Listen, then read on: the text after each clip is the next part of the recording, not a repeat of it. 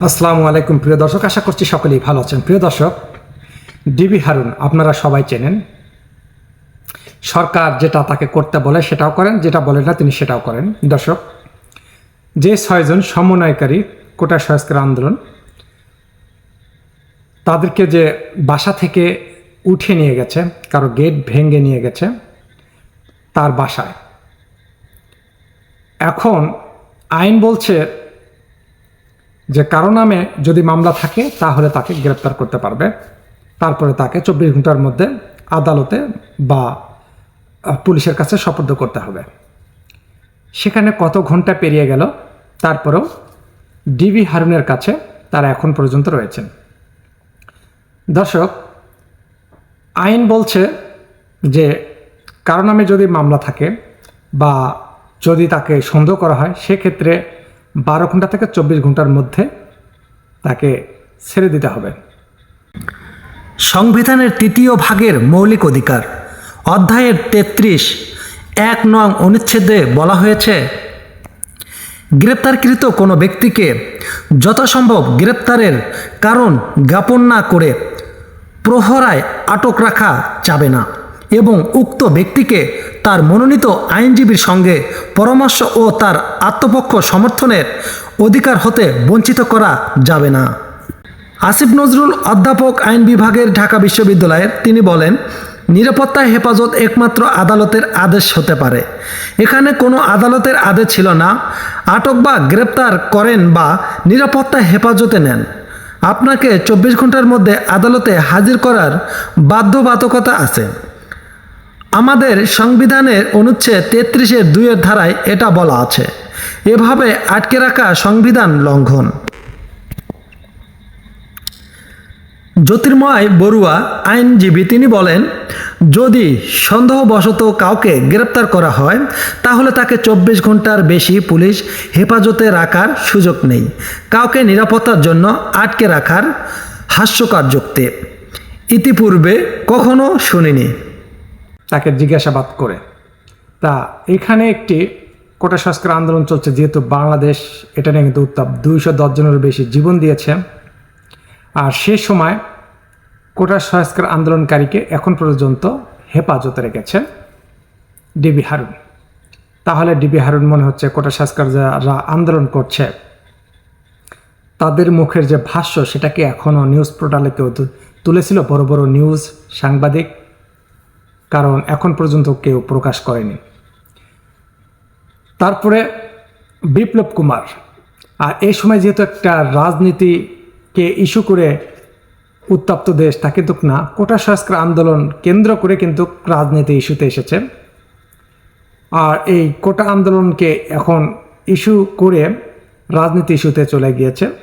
কিভাবে কোটা সংস্কার আন্দোলন, এই 210 জনকে যে মারা হয়েছে, নির্বিচারে হত্যা করা হয়েছে, পাখির মতো গুলি করা হয়েছে, কিভাবে সেটা ধামাচাপা দেওয়া যায়, কিভাবে, যেমন বেনজিরের কোনো নিউজ এখন নেই সোশ্যাল মিডিয়াতে, তারপরে সেনাবাহিনীর একজন কর্মকর্তা ঊর্ধ্বতন, তারও নিউজ নেই, তারপরে আতাউর রহমান, তার নিউজ নেই, তারপরে প্রধানমন্ত্রী যে পিয়ন 400 কোটি টাকার মালিক, সেই নিউজ নেই। এসব এই কোটা সংস্কার দিয়ে ঢেকে রাখলো। এবার কোটা সংস্কার আন্দোলনটা কী দিয়ে ঢাকবে? এবার একটা ইস্যু বের করা হয়েছে, জামায়াত শিবির তাদেরকে নিষিদ্ধ ঘোষণা বা নিষিদ্ধ করবে। অনেক আগে থেকেই সকাল বিকেলে নিষিদ্ধ করে আসতেছে। এখন যদি তাদেরকে এই সময়টা আবার নিষিদ্ধ ঘোষণা করা হয়, তাহলে দেশটা আরও তো আন্দোলন মিছিলে ভরে যাবে, আরও মানুষ হয়তো মারা পড়বে। তা দর্শক, এই সময় সব কিছু হচ্ছে রাজনীতি একটা পলিসি, তাই এইসব ঢেকে রেখে এই বিষয়টা এখন তোলা হচ্ছে। জামায়াত শিবির বা নিষিদ্ধ ঘোষণা অনেক আগে থেকেই করবে। আর বর্তমানে একজন পুলিশ আপনারা চিনবেন, বিপ্লব কুমার সরকার, তিনি বলেছেন যে জামায়াত শিবির, বিএনপি এরা হচ্ছে শত্রু। একজন পুলিশ অফিসার, তিনি কিন্তু দলের নাম ধরে সরাসরি উল্লেখ করতে পারে না যে এরা শত্রু। তিনি ইঙ্গিতে বলতে পারতেন, এটা কিন্তু বলা যাবে না কোনো দলের নাম ধরে, তিনি কিন্তু নাম ধরেই বলেছেন। তা দর্শক, তারপরে জামায়াত ইসলামী নিষিদ্ধ কোন প্রক্রিয়ায়, এতে কি পরিবর্তন হবে সেটা বিষয়ে আপনাদের সাথে তুলে ধরব। বিবিসি নিউজে বলা হয়েছে, বাংলাদেশের রাজনীতিতে জামায়াত ইসলামী নিষিদ্ধ করার আলোচনা আবারও শুরু হয়েছে। বিষয়টি নিয়ে সোমবার প্রধানমন্ত্রী শেখ হাসিনার সাথে বৈঠক করেছেন আওয়ামী লীগের রাজনৈতিক সহচর কিছু দল, যারা একত্রে 14 দলীয় জোট হিসেবে পরিচিত। তারা কি ব্যাখ্যা দিল? জামায়াত ইসলামকে রাজনীতিতে নিষিদ্ধ করার বিষয় সে বৈঠকে আওয়ামী লীগ ও তাদের রাজনৈতিক সহযোগীরা একমত হয়েছেন। তারা বলেছেন জামায়াত ইসলামীকে নিষিদ্ধ করার বিষয়ে রাজনৈতিকভাবে তাদের মধ্যে ঐক্যমত হয়েছে। এখন এ বিষয়ে সরকারকে পদক্ষেপ নিতে হবে। কারণ কেন পদক্ষেপ নিতে হবে? কিভাবে এখন 210 জনকে যে হত্যা করা হয়েছে নির্বিচারে, এটা কিভাবে ঢেকে রাখা যায়, এখন অন্য একটি পলিটিক্স। যুদ্ধ অপরাধের বিচারকে কেন্দ্র করে 2012 সাল থেকে জামায়াত ইসলামীকে নিষিদ্ধ করার বিষয়ে অনেক কথাবার্তা হয়েছে। হয় এ পর্যন্ত হাজারবার আমরা শুনেছি এই নিষিদ্ধ করার কথা, এই সকালে করে, বিকেলে করে, দুপুরে করে। তো এবার মনে হয় সত্যি করবে। আমরা একটা গল্প শুনেছিলাম যে বাঘ এসেছে, এবার সত্যি একদিন কিন্তু বাঘ এসেছে। এবার মনে হয় সত্যি নিষিদ্ধ করবে। জামায়াত ইসলামের রাজনীতি নিষিদ্ধ করার বিষয়ে যে বৈঠক আওয়ামী লীগ ও তাদের রাজনীতি সহযোগীরা একমত হয়েছে, তারা বলেছেন জামায়াত ইসলামী নিষিদ্ধ করার বিষয়ে রাজনৈতিকভাবে তাদের মধ্যে ঐক্যমত রয়েছে। এখন এ বিষয়ে সরকার পদক্ষেপ নিচ্ছে বা নিতে হবে। যুদ্ধ অপরাধের যে বিচারকে কেন্দ্র করে 2012 সাল থেকে জামায়াত ইসলামীকে নিষিদ্ধ করার যে বিষয় অনেকে কথাবার্তা হয়েছে। তারপর ক্ষমতাসীন আওয়ামী লীগের বিভিন্ন পর্যায়ের নেতা ও মন্ত্রীরা অসংখ্যবার জামায়াত ইসলামীকে নিষিদ্ধ করার কথা বলেছেন, কিন্তু সেটি গত 12 বছরেও বাস্তবতা হয়নি। কারণ কাউকে যদি ঢেল ছোড়া হয়, সেই কিছু ঢেলের আঘাত নিজেকেও খেতে হয়। কাউকে যদি দাবার বা হয়রানি করা হয়, নিজেকে তার পিছনে দৌড়াতে হয়, যার কারণে এতদিন সেটা করা হয়নি। তাহলে এবার মনে হয় করবে। কারণ কেন করবে? যেহেতু কোটা সংস্কার আন্দোলন করছে শিক্ষার্থীরা, তাদের অধিকার রয়েছে আন্দোলন করার, গণতান্ত্রিক অধিকার রয়েছে, বাক স্বাধীনতা রয়েছে। তাদের প্রত্যেকটা ব্যক্তির তার জায়গা থেকে, তার ব্যক্তিগত থেকে মিছিল, মিটিং এবং আন্দোলন করার অধিকার রয়েছে। সরকারের কাছে অনেক চাওয়া পাওয়া থাকতে পারে জনগণের, সেটা নিয়ে তারা মিছিল করতে পারে। সরকার সেটা মেনে নিতেও পারে, নাও নিতে পারে, সেটা সরকারের ব্যক্তিগত ব্যাপার। সরকার তো বোঝে, তার তো এমপি মন্ত্রী রয়েছে, সেটা নিয়ে তিনি বৈঠক করবে। মেনে নেওয়া গেলে মেনে নেবেন, না গেলে নয়। তারপরে যখন মিছিল মিটিং হবে, সেই মিছিলে কিন্তু কেউ গুলি চালাতে পারবে না। বাংলাদেশ কেন, পৃথিবীর কোনো আইনে নেই যে কোনো মিছিলে গুলি চালাবে। যদি কোনো মিছিল নাশকতা করে বা কোনো সমস্যা করে, তারপরেও গুলি চালানোর কোনো অর্ডার নেই, তাদেরকে গ্রেপ্তার করতে হবে।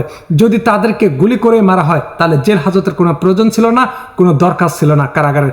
এসব কারাগার সব কিছু বাদ দিয়ে যাই যখন মিছিল করবে, যে দল রাজপথে বেরোবে তাকে গুলি করে মারা হোক, এরকম একটা আইন চালু করে দেওয়া হোক। তাহলে কি করবে? যেখানে যে বাংলাদেশে মানুষের অধিকার নেই আন্দোলন করার, ব্যক্তিগতভাবে কোনো কিছু প্রকাশ করতে পারবে না, তারপরে আপনার শিক্ষার্থীরা যে চাকরি করবে, বেকারত্ব বেশি হয়েছে, বাংলাদেশে কর্মসংস্থান কম, বাংলাদেশে হলো সবচাইতে অর্থনৈতিক হচ্ছে চাবিকাঠি, অর্থনৈতিক হচ্ছে একটা মেরুদণ্ড বাংলাদেশের, শুধু বাংলাদেশের নয়, যে কোনো বিশ্বের অর্থনৈতিক হলো সে দেশের মেরুদণ্ড এবং চাবিকাঠি। সেই চাবি যদি ভেঙে ফেলা হয়, তাহলে আপনি তালা খুলবেন কি দিয়ে? তাহলে শিক্ষার্থীরা আন্দোলন করতে পারে।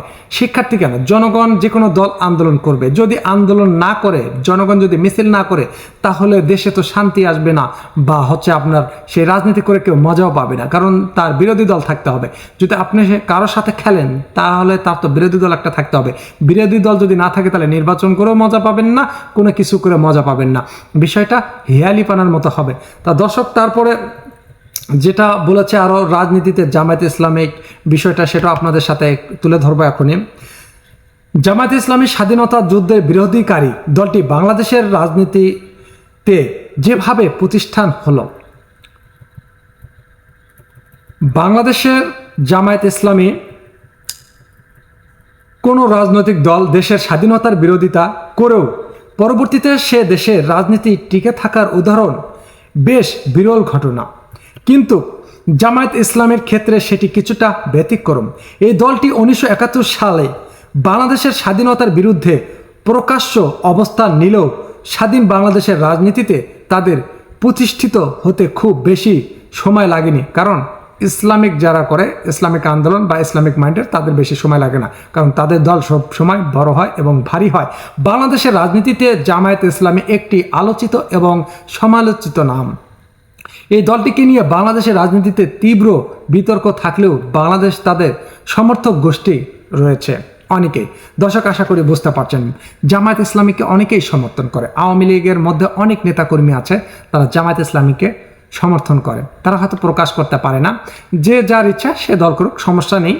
বাংলাদেশে যে কোনো সমস্যা হলে সেটা সরকারকে দেখতে হবে, এবং সরকার একজন এমনি এমনি হয় নাই, তার বোঝার ক্ষমতা রয়েছে, তার এমপি মন্ত্রী রয়েছে, তিনি তার যে হচ্ছে আপনার সহকারী রয়েছে, তারপরে আপনার আদালত, আইন, ম্যাজিস্ট্রেট, তারপরে ভ্রাম্যমাণ আদালত, অনেক কিছু রয়েছে কিন্তু সরকারের হাতে।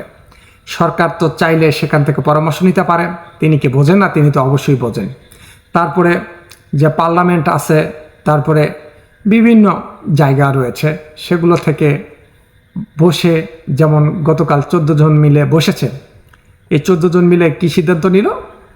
নিষিদ্ধ করবে জামায়াত শিবিরকে। খুব একটা ভালো সিদ্ধান্ত নিয়েছে এই সময়। কিভাবে মানে ওই পাশে যে ছাত্র আন্দোলন বা শিক্ষার্থী আন্দোলন ঢাকা যায়, নতুন একটা ওয়ে।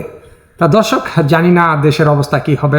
আমি চাই যে দেশটা ভালো থাক, সবাই ভালো থাক। যেহেতু বাংলাদেশে অনেক মানুষ মধ্যবিত্ত এবং গরিব, দিন আনে দিন খায়, কাউকে যাতে হত্যা না করা হয়। যেহেতু পুলিশ জনগণের ট্যাক্সের টাকায় চলে, তাই বলে তারা যাকে ইচ্ছা গুলি করবে বা মারবে, তা করা আসলে ঠিক না। বা এই দলের ভিতরে ঢুকে বিএনপি, জামাত, যে দলই হোক না কেন, আওয়ামী লীগ যে সুবিধা নেবে একটা, তারা মিছিলে শিক্ষার্থীকে গুলি করে তারা একটা যে অন্য দলকে চাপিয়ে দেবে, এটা কোনো দলেরই উচিত হবে না।